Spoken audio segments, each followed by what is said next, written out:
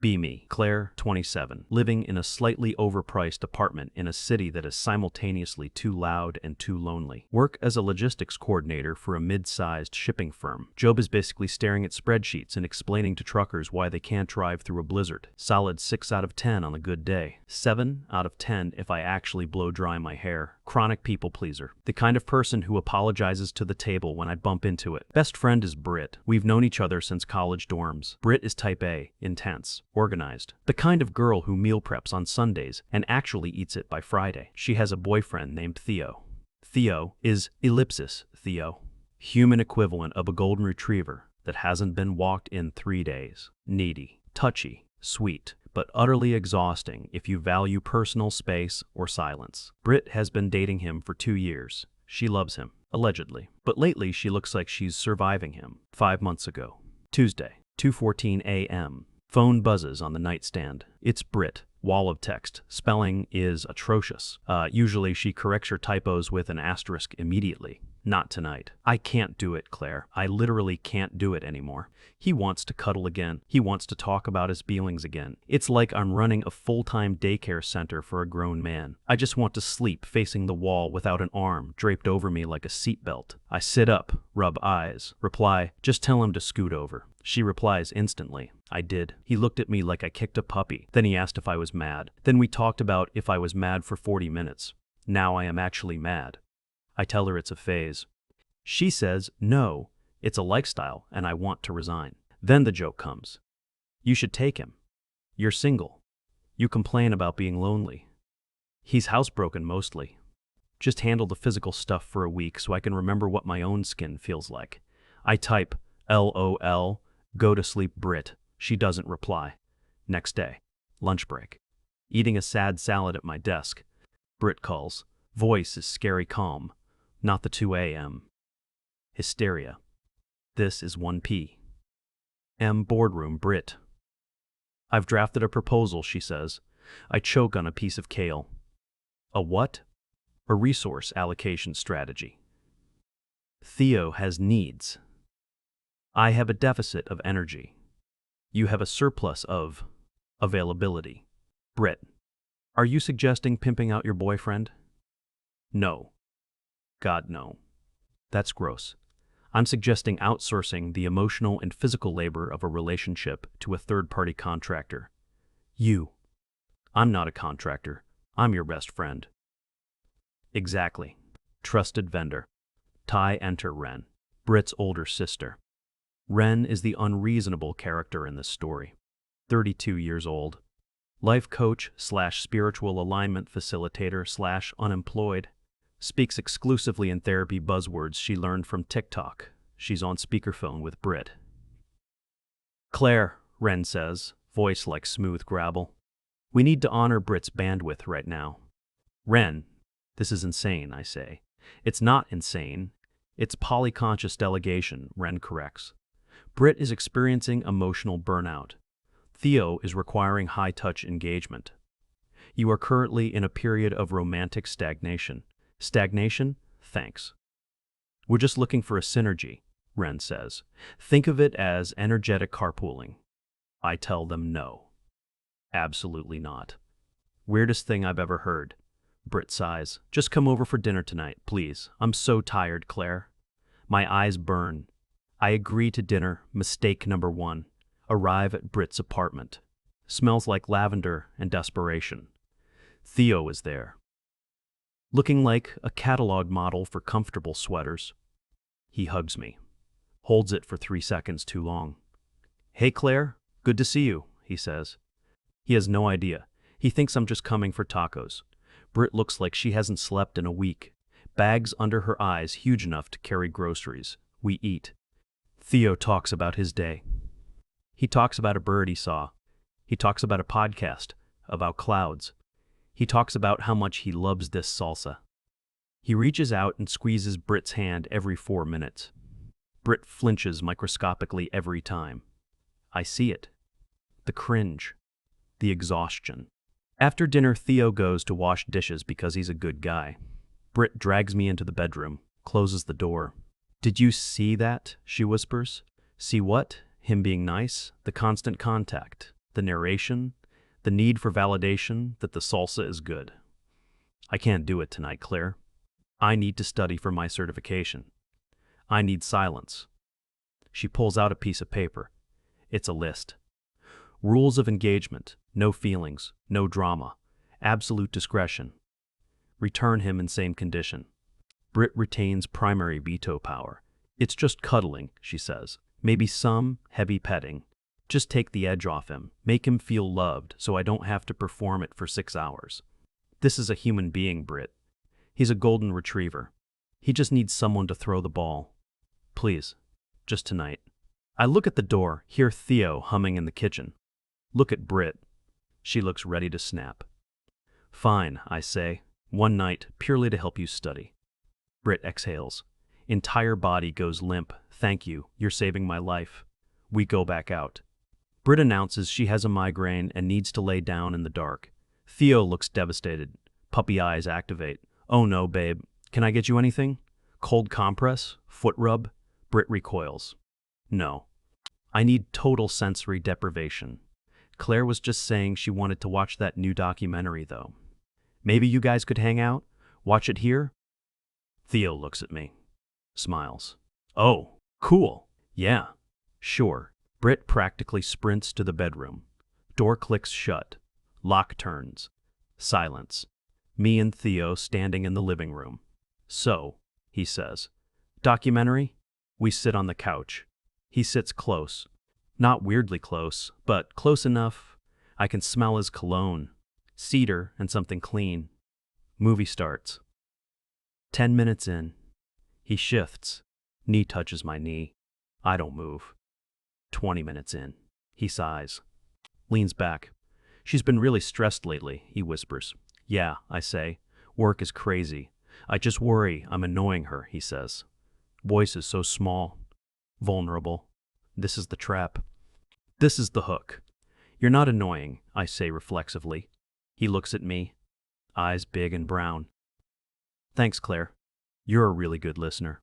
He leans his head on my shoulder. Just rests it there. Heavy. Warm. I freeze, wait for Britt to burst out and scream. Nothing happens. Just the sound of the dishwasher and the TV. I relax. Just a fraction. We stay like that for an hour. Movie ends. He lifts his head, looks at me. That was nice, he says. Yeah. Usually Britt pushes me off by now. Awkward silence. He leans in. Just a little. Testing the waters. I remember the rules. Take the edge off. I don't pull away. He kisses me, soft, tentative, then harder. It's nice. Really nice. Not aggressive. Just enthusiastic. Like he's genuinely happy to be doing it. We make out on the couch for 20 minutes. Clothes stay on mostly. Hands wander a bit. It feels high school. Feverish. Then he pulls back. Breathless. Wow, he says. Is this okay with Britt? I panic. She's asleep. She just wanted you to have company. Terrible lie. He buys it because he wants to buy it. He leaves 20 minutes later. Looks happier than I've seen him in months. I clean up the popcorn bowl, fluff the pillows. Britt comes out 3 minutes after the door closes. Hair messy, looking well rested. He gone? Yeah. How was it? Weird. We kissed. She nods. Opens the fridge, pours herself a glass of oat milk. Good. Was he annoying? No. He was sweet. Great, she says, drinking the milk. Same time next week? I stare at her. Britt. What? I feel amazing. I'm going to actually finish this report tonight. You're an angel, Claire. She goes back to her room. I go home. Stare at my ceiling, touch my lips, feel like I just committed a crime. But also feel, seen. Next day at work, phone lights up. It's Theo. Picture of a bagel. Thought of you. Onion bagel with cream cheese, right? I smile. Stop smiling. This is bad. Reply, LOL. Yeah, best kind. He replies instantly. Hope you have a good day, Claire. I smile again. Ren texts me an hour later, checking in on the energetic transfer. Did we achieve equilibrium? I hate her. Reply, it was fine, Ren. Excellent. Brit says her chakras feel realigned. Remember to hydrate. Emotional labor is dehydrating. Week 2. Brit suggests we do it at my place. Cleaner break, she says. Plausible deniability for the neighbors. Theo comes over. Brings a bottle of wine. Cheapest one, but it's the thought that counts. We watch TV. He holds my hand, plays with my fingers, traces the lines on my palm. It's so intimate, it makes my stomach do flips. We hook up, fully this time. It's good, really good. He's attentive, asks if I'm okay, makes sure I'm comfortable. Afterward, he doesn't roll over in sleep. He wants to talk, wants to know about my job, wants to know why I hate the color orange, wants to know about my childhood dog. I tell him things I haven't told Brit. He listens, actually listens, remembers it later. Leaves at 1 a.m., kisses me on the forehead at the door. Thanks for having me, Claire. I close the door, lean against it, slide down to the floor. This is a disaster. Month 2. It's a routine now. Tuesdays and Thursdays are Claire nights. Brit calls them study hall. She's thriving. Skin is glowing, grades are up. She goes to yoga. She sees Theo on weekends. They fight less. Because he's not starved for attention. Because I'm feeding him. I'm the emotional snack bar. But things are leaking. Domestic bleed. Theo leaves a hoodie at my place. Keep it, he says via text. Looks better on you anyway. I wear it to sleep. Smells like him. I start buying the chips he likes. Jalapeno kettle cooked. I leave them on the counter. He notices. You got these for me? Eyes light up. Yeah, saw them at the store. He hugs me. Lifts me off the ground slightly. You're the best. We're cooking dinner one night. Tuesday. Making tacos. He's chopping onions. I'm frying meat. It feels like we've been married for 5 years. Domestic cozy. Not exciting sexy, just comfortable. We have a rhythm. Pass the salt without asking.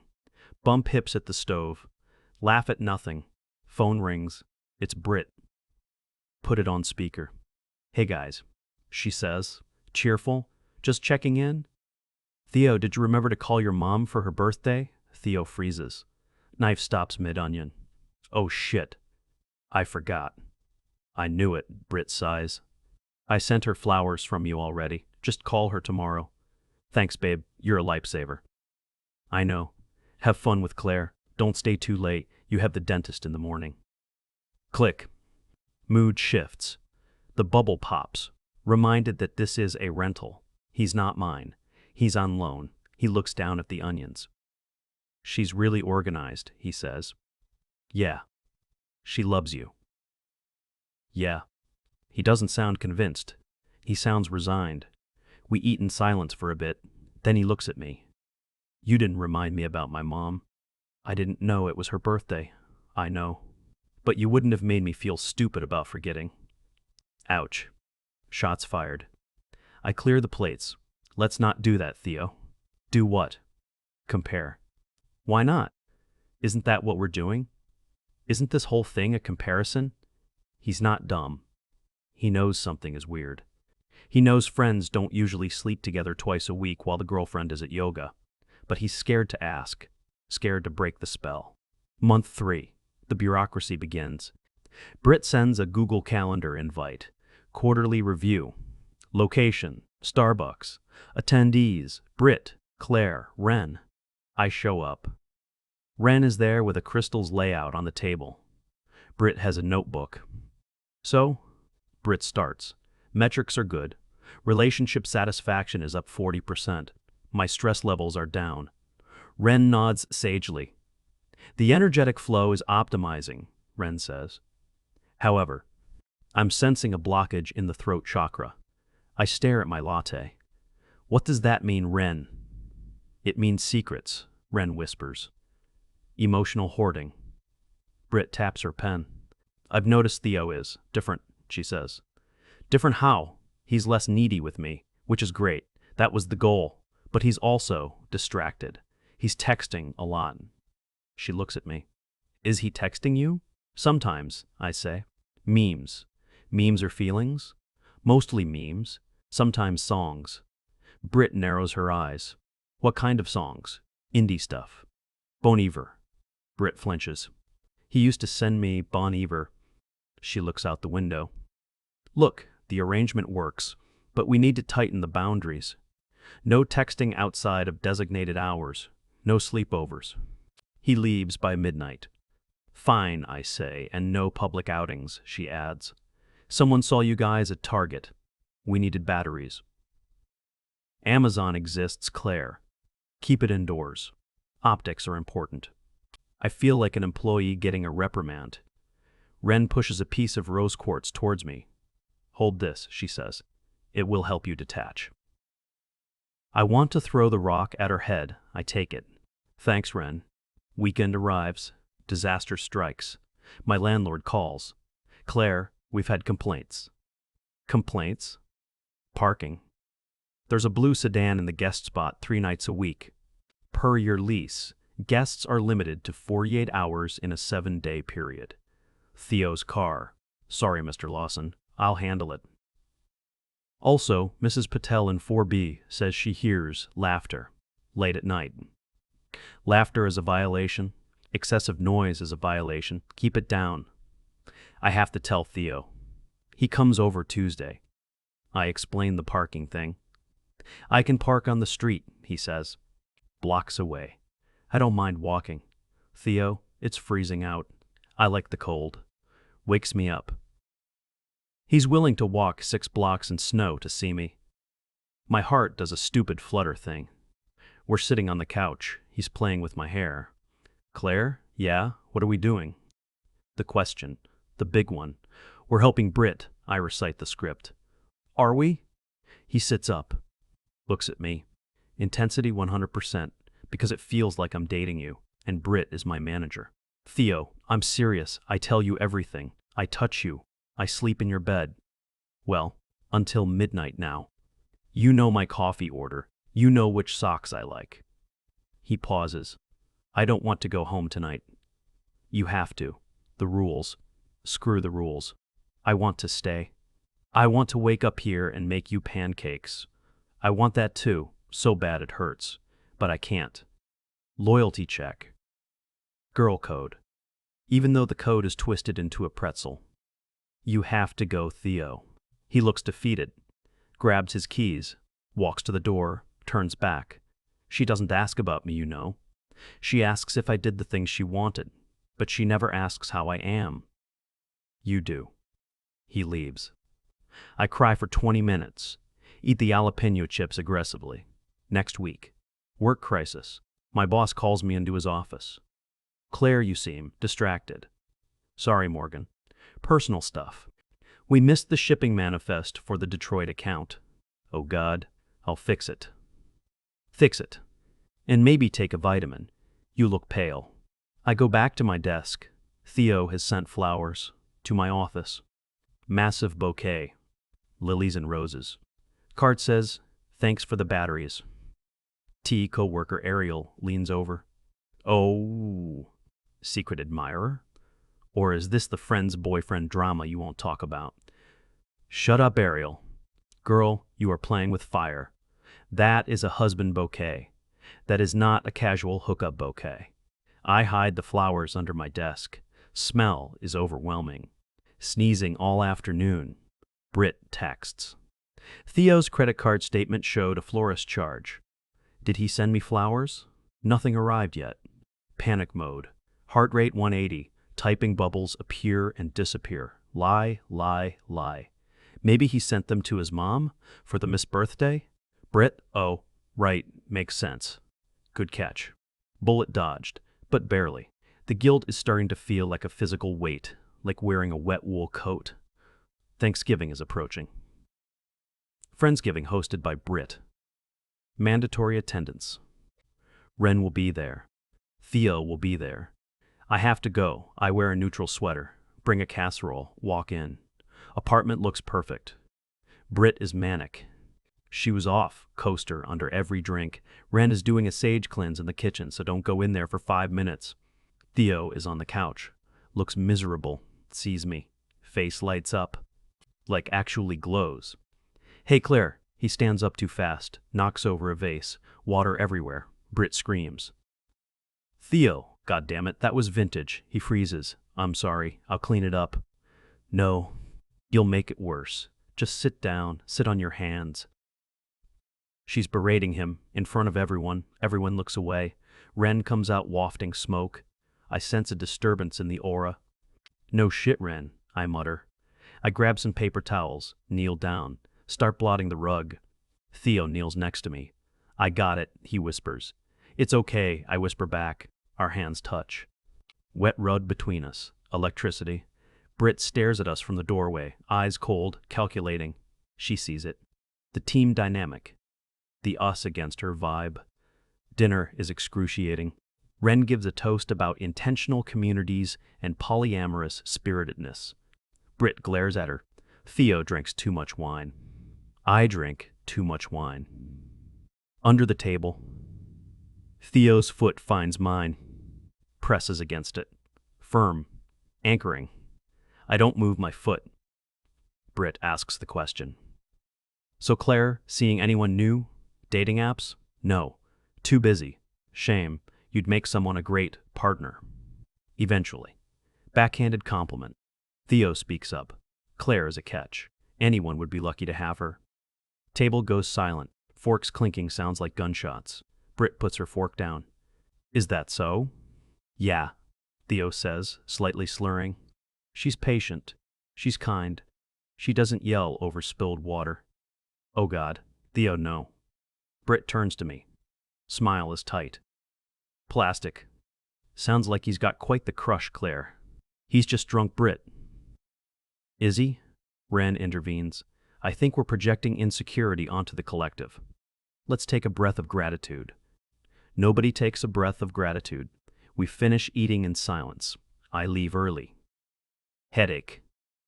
Theo tries to walk me to my car. Britt stops him. Stay. We need to talk. I drive home. Hands shaking on the wheel. Phone buzzes at 2 a.m. voicemail from Theo. I listen to it in the dark. I can't do this anymore, Claire. I can't be with her and think about you. It's not fair. To anyone, I'm going to tell her. I have to. I stare at the phone. Terror, relief, dread. If he tells her, I lose my best friend. If he doesn't, I lose my mind. Next morning. Britt is at my door. 8 a.m. Didn't text first. Bad sign. She looks wrecked. Mascara running. He broke up with me. I stand there in my pajamas, wearing his hoodie. Oh, God. I cross my arms to hide the logo. Britt, I'm so sorry. She pushes past me, walks into my living room, looks around, sees the jalapeno chips, sees the blue mug he uses, sees the spare key on the counter. She turns to me. Face is unreadable. He didn't just break up with me. He said he realized what he actually wanted. He said he found someone who makes him feel quiet. She looks at the hoodie. Realization hits. That's his hoodie. Britt, you didn't just handle the physical stuff. You took him. You actually took him. I didn't mean to. You told me to. I told you to outsource, not acquire. He's a person, Britt, not a TaskRabbit shouting match. Ugly. Years of friendship dissolving in 5 minutes. I trusted you, she spits. No, you used me. You used both of us. You wanted a boyfriend without the work. You can't have that. She stares at me. I hate you. I know. She leaves. Slams the door so hard, a picture frame falls off the wall. Shatters. I stand in the silence. Phone buzzes. It's Ren. Britt is in a high vibration state of distress. I suggest a cooling off period. Also, I'm billing you for the mediation session last month. Invoice attached. I block Ren. Phone buzzes again. It's Theo. I did it. I'm at a hotel. Can I come over? Just to talk? I look at the mess, the shattered glass, the hoodie, the lease violation notice on the table.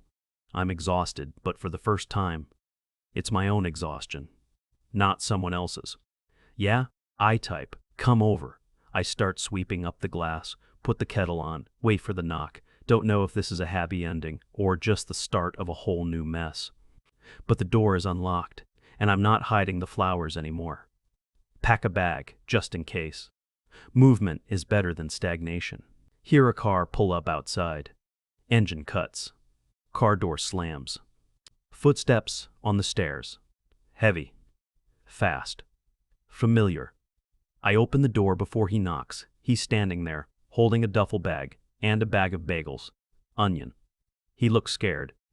Hey, he says. Hey. Is it okay? I don't know, I say, but come in. He steps over the threshold. Door closes.